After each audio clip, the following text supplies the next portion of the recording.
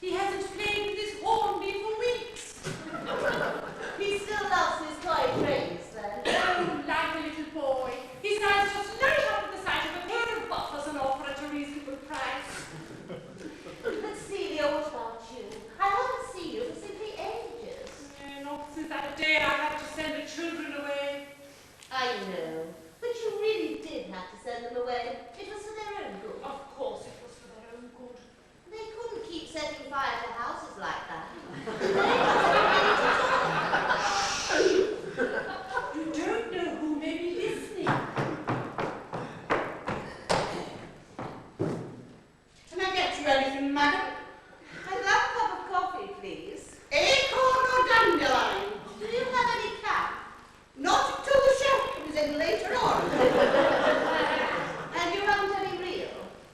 There is a warm one, you know. What do you recommend? Always wear a tin hat and a gas mask in an ear ring. I'll have the acorn. Please yourself, it all tastes the same anyway. What a terrible common girl. It's just one of the things one has to put up with in wartime. I've joined the St. John's Ambulance Brigade. How frightfully resourceful of you.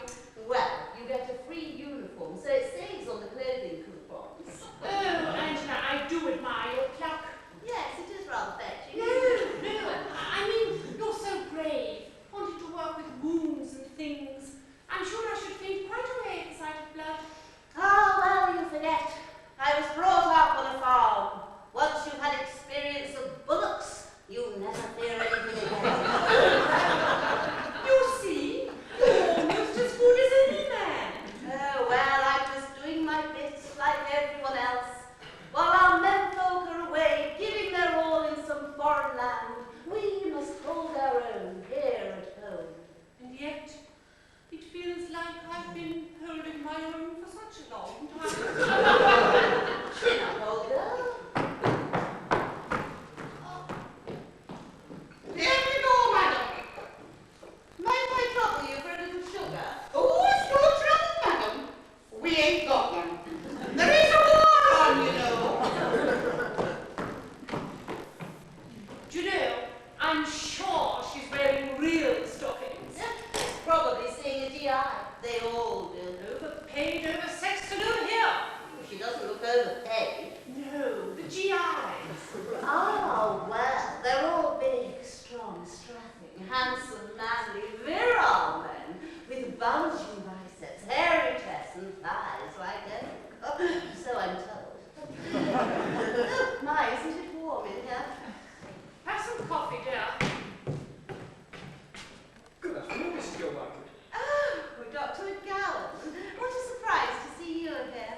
This is my friend, Celia Hetherington Crumpet. Delighted to make your acquaintance. Would you join us? I won't say no, I've been hard at it all morning. Oh, I've always admired the way you go at it, Dr. McGowan. And I must say, it always gives me great pleasure being under you whenever we're at the hospital. I have to say, I've rarely met a woman who can bandage as well as you.